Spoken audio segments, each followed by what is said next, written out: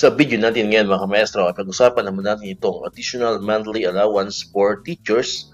Ito po ay isa sa mga priority bills na inihain po ni Senate or ni Senator Bongo sa pagbubukas po ng 20th Congress. Alright, so good news nga po ito mga kamaestro.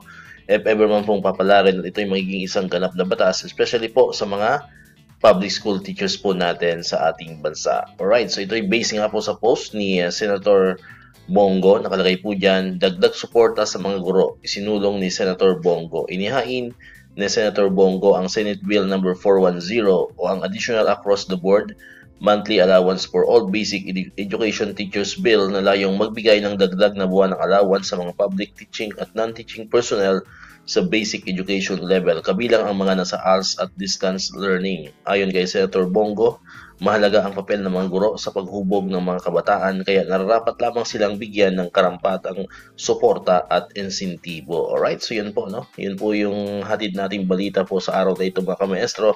At sabi ko nga kanina, ano po, kung ito po ay papalarin at tuluyan po magiging isang ganap na batas, ay malaking tulong po ito mga kamaestro, ano po, especially po sa atin, ano po, na nasa DepEd. Okay?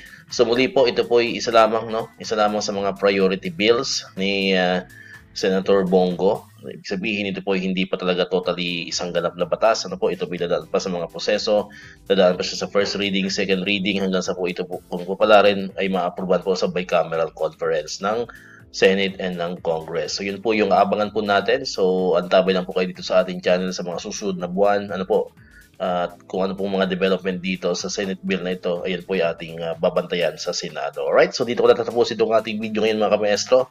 Kung di ka pa nakakapag-subscribe, click mo lang ang subscribe button dyan para ikaw yung unang nakapanood ng mga videos na na-upload natin. Katulad ito, yung mga updates pa rin about sa mga benefits ng mga teachers and government employees. And syempre, click mo na rin ang notification bell button para ma-notify ka, always updated ka pag may mga bago tayong uploaded na videos. So muli, maraming salamat sa inyong panonood at pakikinig. Once again, El Maestro, see you on my next vlog. Bye-bye!